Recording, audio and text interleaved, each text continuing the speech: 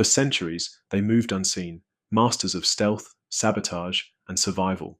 They were the ninjas, Japan's shadow warriors. But as the winds of history shifted, their role faded into obscurity. Who were these elusive figures, and what became of the last ninja? Today, we uncover the story of the final practitioners of this ancient art and the secrets they carried into the twilight of their era. The golden age of the ninja emerged during the chaotic Sengoku Jidai, or the Warring States period, in the 15th and 16th centuries. This was a time of fractured loyalties, constant warfare, and power struggles among Japan's feudal lords. While samurai adhered to strict codes of honor and fought in open combat, ninjas operated in the shadows, filling roles that samurai could not.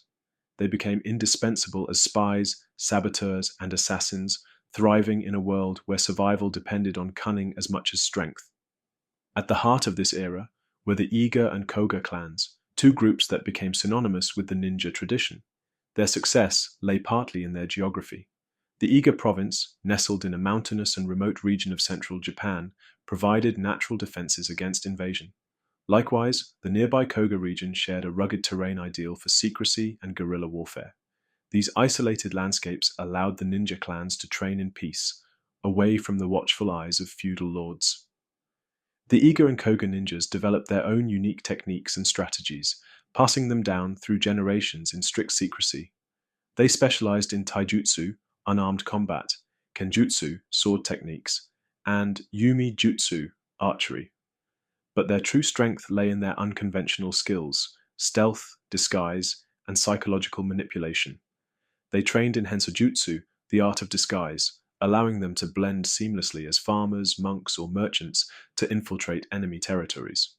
These clans also built intricate networks of informants and safe houses, creating a web of intelligence that extended far beyond their mountain strongholds. Their alliances were fluid, shifting based on survival rather than loyalty, which made them both valuable and unpredictable allies.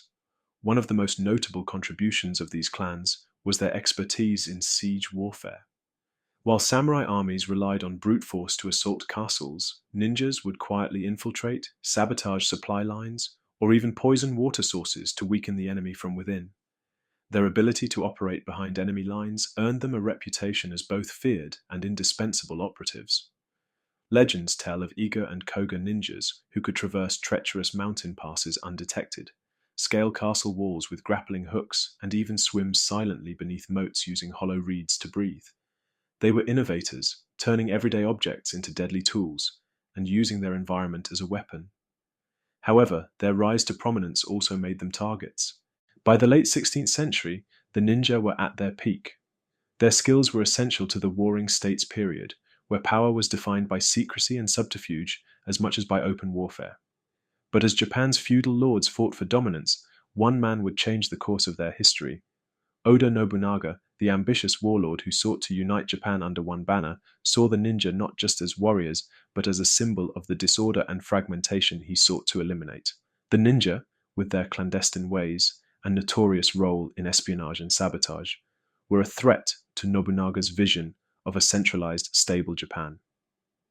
In 1581, Nobunaga set his sights on the Iga province, home to the powerful Iga ninja.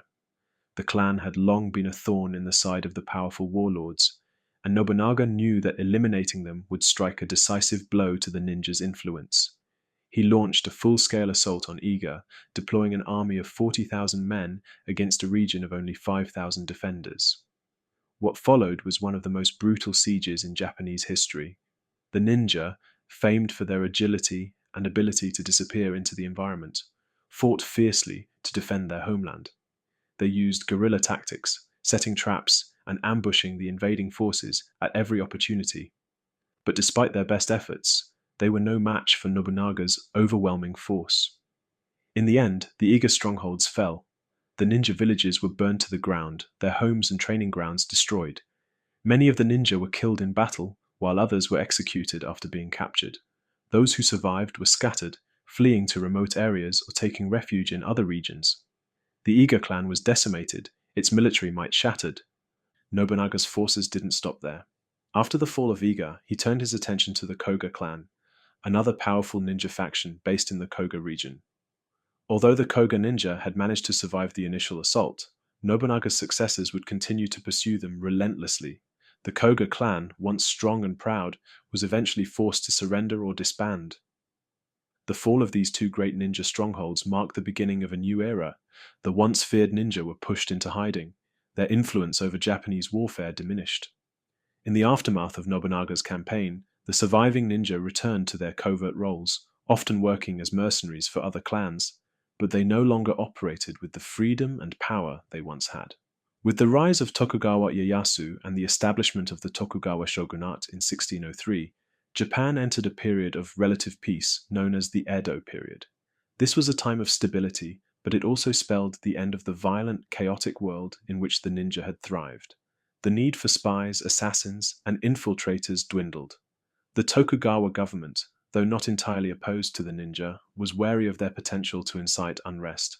The shogunate, focused on maintaining strict control over the country, began to suppress activities like espionage and assassination.